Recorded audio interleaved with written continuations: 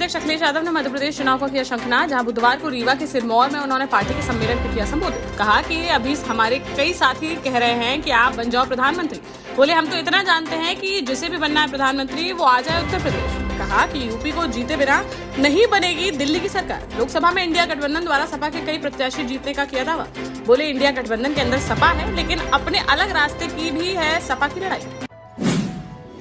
जन आशीर्वाद यात्रा के पोस्टर्स और होर्डिंग्स में फोटो न होने पर मध्य प्रदेश सरकार की पीडब्ल्यूडी मंत्री गोपाल भार्गव का बयान आया सामने, जहां उन्होंने कहा कि इससे उनकी हैसियत पर नहीं पड़ता कोई फर्क। कांग्रेस के सवाल उठाने पर उन्होंने कहा कि विपक्षियों का धन्यवाद कि उनकी शुभकामनाएं हैं मेरे प्रति। बोले राजनीति में अगर हम एक दूसरे की चिंता करते हैं तो इसमें नहीं कोई बुरी बात, लेकिन पार्टी है अपनी जगह।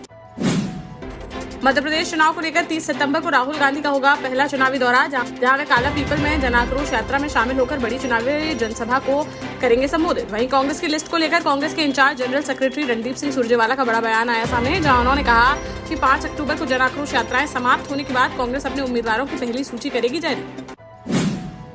भोपाल के करौंद इलाके में बुधवार से बागेश्वर धाम पीठाधीश्वर पंडित धीरेन्द्र कृष्ण शास्त्री द्वारा 2 दिवसीय हनुमंत कथा की हुई शुरुआत, जहां उन्होंने पहले दिन कथा के वाचन के दौरान कहा कि सफल आदतें डालने से सफलता होती है प्राप्त और विफल आदतें डालने से मिलती है विफलताएं। बोले जीवन में सफल होना है तो अपने जीवन में उतार लेना चाहिए हनुमान जी का चरित्र। जो हनुमान चालीसा को अपने जीवन में उतार लेता है वही है सफल व्यक्ति। बता दें कि स्वास्थ्य मंत्री विश्वास सारंग द्वारा इस कार्यक्रम का किया जा रहा है आयोजन।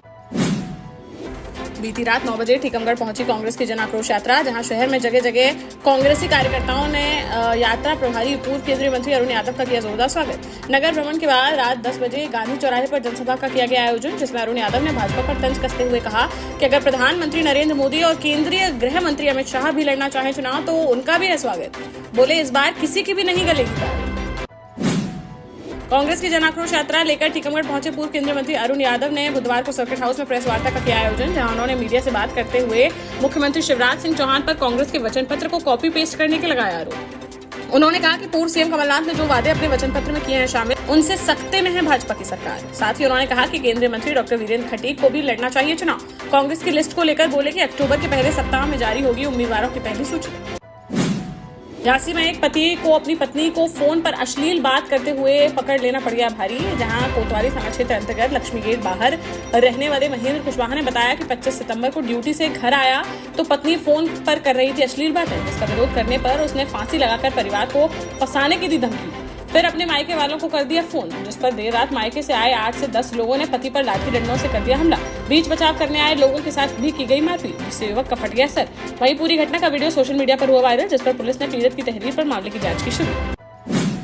झांसी के मोरानीपुर में फिर देखने को मिली दबंगों की दबंगई, जहां कोतवाली थाना क्षेत्र अंतर्गत पुरानी मऊ में रहने वाले मुकेश कुमार पुत्र ब्रिज बिहारी ने कोतवाली में दिया शिकायती पत्र, जिसमें उसने बताया कि देर शाम जब वह जा रहा था घर, तभी सुखनई नदी के किनारे कुछ लोगों द्वारा उसे रोककर अवैध तरीके से रंगदारी के पैसे की गई मांग, जिसका विरोध करने पर उक्त लोगों द्वारा युवक के साथ की गई मारपीट, जिसका वीडियो सोशल मीडिया पर हुआ वायरल। वहीं पीड़ित की तहरीर के आधार पर पुलिस ने मामले की जांच की शुरू।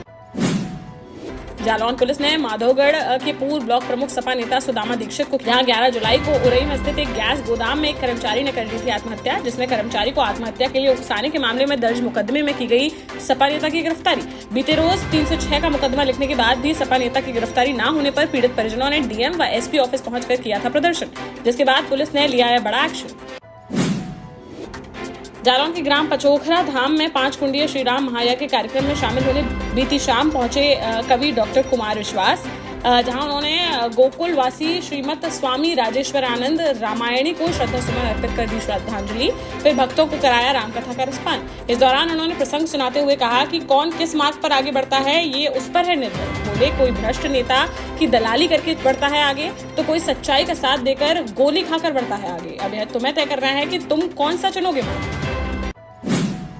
झांसी के डेली गांव के पास स्थित आरएनएस वर्ल्ड स्कूल में आग लगने से मची अफरा तफरी, जहां ऑडिटोरियम के सोलर पैनल में शॉर्ट सर्किट के कारण अचानक से लग गई आग। स्कूल से धुआं उठता देख क्षेत्र में मचा हड़कंप। सूचना मिलते ही मौके पर पहुंची फायर ब्रिगेड की टीम ने समय रहते काफी मशक्कत के बाद आग पर पा दिया काबू। शिवपुरी के पिछोर में कांग्रेस विधायक केपी सिंह कक्काजू पर दर्ज हुई एफआईआर के बाद दोनों ही पार्टियों के बीच मचा घमासान, जहां भाजपा महिला मोर्चा ने एसपी को ज्ञापन देकर विधायक की गिरफ्तारी की उठाई मांग, तो वहीं कांग्रेस विधायक के समर्थन में कोरी समाज ने भी एसपी को ज्ञापन देकर मामले की निष्पक्ष जांच कराकर उनके खिलाफ की गई एफआईआर खारिज करने की उठाई मांग। झांसी के बबीना नगर में नवनियुक्त भाजपा जिलाध्यक्ष हेमंत परिहार के प्रथम नगर आगमन पर भाजपा कार्यकर्ता और व्यापारियों द्वारा किया गया भव्य स्वागत। फिर एक स्थानीय विवाह घर में नगर कार्यकारिणी द्वारा परिचय बैठक का किया गया आयोजन, जिसमें भाजपा जिलाध्यक्ष ने कहा कि नगर में व्यापारियों व भाजपा कार्यकर्ताओं द्वारा उन्हें जो दिया गया है सम्मान, उसका वह सदैव रहेंगे ऋणी। इस दौरान उन्होंने आगामी 2024 के लोकसभा चुनाव में एकजुट होकर फिर से मोदी सरकार बनाने का किया आह्वान। इस अवसर पर भाजपा मंडल अध्यक्ष पलविंदर सिंह नंदा द्वारा जिलाध्यक्ष को रानी झांसी की प्रतिमा भेंट कर किया गया सम्मानित। देश का जाना माना सैनफिन ग्रुप आपके लिए फिर लाया है झांसी में वास्तु के हिसाब से फ्लोर प्लान सहित एक शानदार टाउनशिप, जिसमें सुरक्षा की दृष्टि से सीसीटीवी, एक ही ग्रैंड गेट से एंट्री और एग्जिट, चौड़ी सड़कें, parking, car wash area, senior citizen and international fountain parks, swimming pool, gym, badminton, tennis आदि courts, school, hospital, shopping mart आदि कई सुविधाएं। इसीलिए तो हम झांसी में लोगों की पहली पसंद।